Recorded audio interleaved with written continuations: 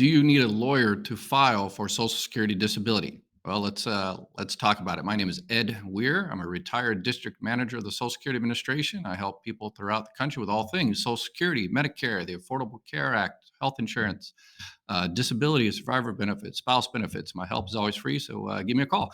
All right, so I've helped. I've adjudicated, taken tens of thousands of disability claims when I worked for Social Security Administration, the appeals process, and the whole 9 yards. So I know all the details from the inside on the best things to do. So, do you need a lawyer? Um, if you can file, so there's many stages to file for disability. If you can file the first couple of stages yourself, then I would recommend you do it yourself. Some people just they're confused by the whole system, which they shouldn't be on the first couple. You should be able to do it yourself. I've got a video on how to file for disability and when. So please check that out. But the first stage, the initial claim, the initial disability filing, should be able to do it yourself. Go online. I always recommend doing it online, and that way you don't feel pressured.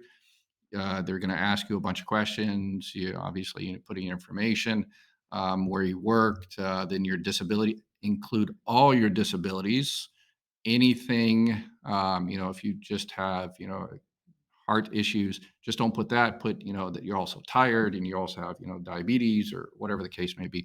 Add them all in there, and then all your doctors. And one of the tricks on that is to make sure you call your doctor and say, hey, Social Security is going to request my medical records, because what happens when you file is you push the button, and then Social Security, actually a Disability Decision Service, Determination Service, DDS. We always go by acronyms, so we forget what the acronyms stand for.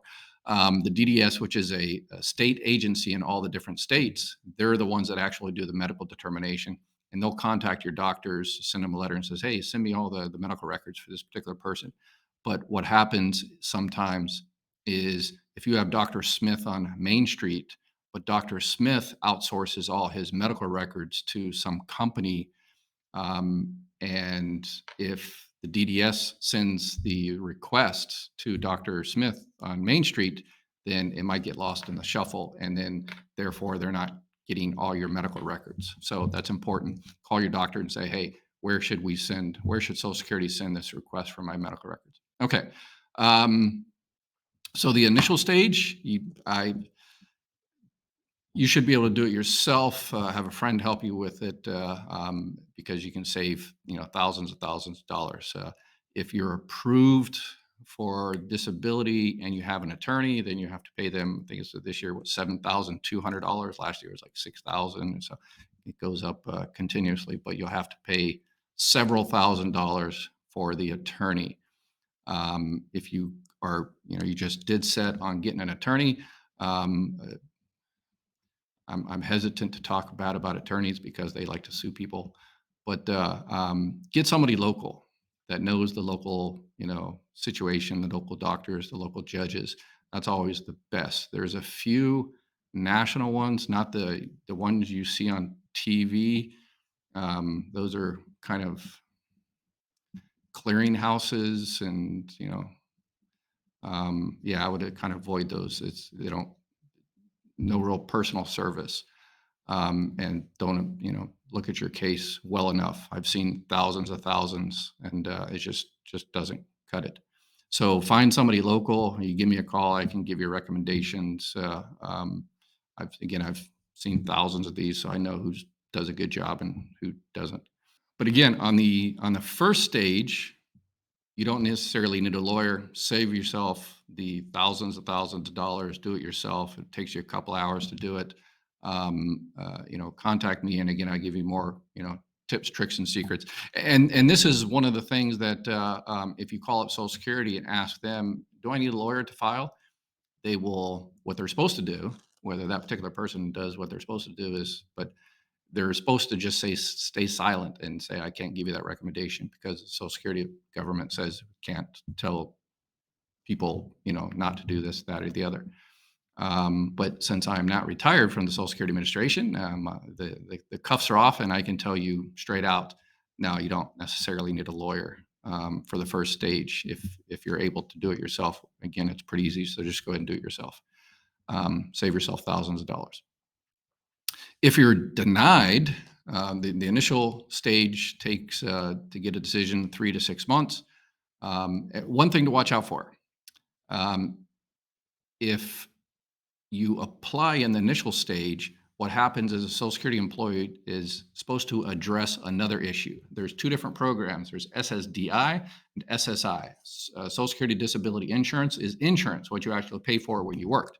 SSI, Supplemental Security Income, that is essentially the welfare part of it. So what they're supposed to do is address both of those issues to see if you're qualified for the welfare portion. Um, but if it turns out you're a regular disability, you're insured for that, and if you're approved, you're going to get $1,500, $2,000, whatever the case may be. What they'll do is they'll deny the SSI part or close that out, and you'll receive a letter. And unfortunately, the Social Security employees don't often tell people that hey, you're going to receive a letter next week that says you're denied. Don't freak out. That's just the SSI portion. They're still continuing with your SSDI, the disability insurance part of your disability claim. But the welfare part, we denied it. So, look on the top. It will say supplemental security income on the letter, and it'll just say because you didn't want to file because that you're going to make too much, or you do make too much, or whatever the case may be. So don't panic. It's probably the SSI one, and it should say supplemental security income on the top. Okay, so if they're actually going to do the medical portion, then we're looking at, unfortunately, 3 months, 4 months, 5 months, 6 months to get a decision. If you're denied, then there's a second stage. There's different stages. Some states don't have the second stage. It's called the reconsideration stage. And that one you can also do yourself. Very, very easy. Easier than the first one. You have a SSA 561, a request for reconsideration, a 3441, which is kind of a medical. Do you have any other new doctors? You filed 6 months ago. Do you have any other new doctors since then? Any new prescriptions? What else? Any new symptoms or anything like that? Any new disabilities that we need to consider on your reconsideration there? And then obviously the SSA 827. Yes, I still remember all the forms. That's what happens when you do it a million times.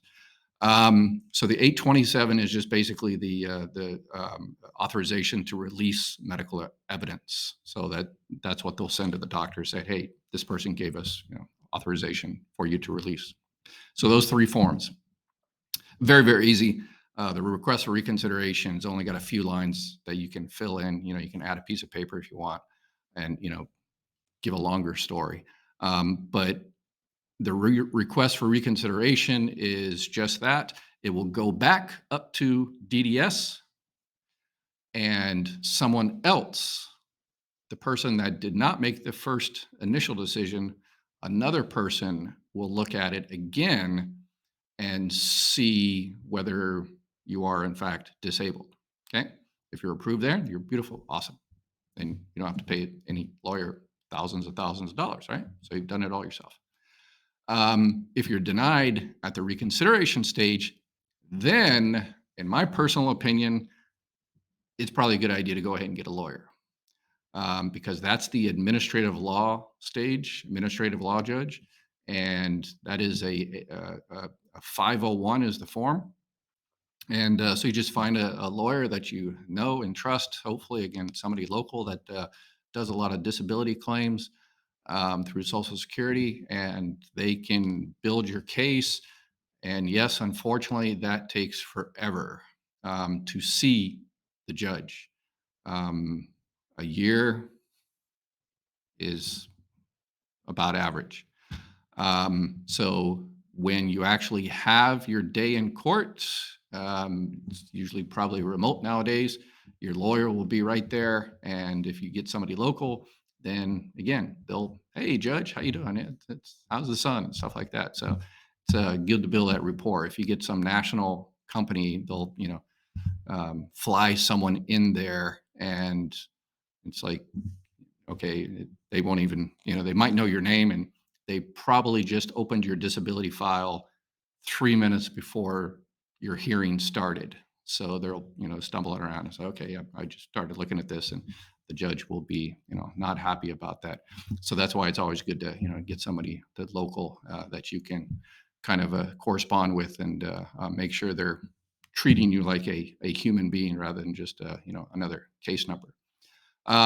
If you're denied at the administrative law judge, then there's another called the Appeals Council in Falls Church, Virginia.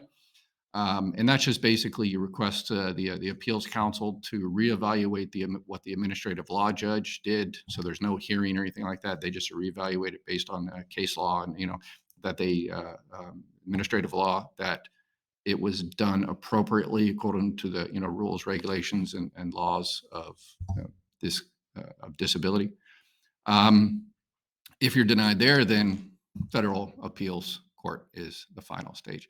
But hopefully everything works out well in the early stages. One final thing before I go. I'm getting a lot of people reaching out to me that they just got an email, or somebody called them up and said, hey, according to the new change in Social Security law, you could get $3,000 a month from Social Security because of this, that, and the other. These are kind of scammy companies out there that just kind of send millions of emails and text messages to people, trying to get you to bite. And what they're talking about, from what I've seen, is disability. It's like, well, there is no update. Disability has been on the records for decades. But they're trying to get you to call, so they can sell you whatever else they're selling. And on disability, if you're past your full retirement age for Social Security, you're no longer receiving disability. So if you're approved for disability at 45 years old, and then once you reach your full retirement age, 65, 66, 67, whatever, you're no longer receiving disability. You're receiving retirement benefits. It's basically a political, accounting, administrative type of change, where basically they stop taking your money out of the disability trust fund and start taking it out of the retirement trust fund. Your check and everything still stays the same. It's just that you don't have to jump through any more hoops. The CDR, which is a continuing disability review, you don't have to do those anymore. There's no more, work issues, because you're not receiving disability. You're receiving retirement. So that's what a lot of these kind of scammy emails. I've got people that call me. They're 77 years old and say, hey, I just got this email. This guy said he can get me $3,000 extra a month. I was like, so if you get any of those, just delete, delete, delete. If you think you might be entitled to something, reach out to Social Security Administration and give me a call, and we can kick around. As I always say, it's a digging for dollars. We can evaluate everything you're receiving, and we can check and see if there's anything else out there for you in terms of monthly benefits, and extra money, making sure your Social Security check is correct. Before I worked for Social Security, I worked for the Department of Welfare.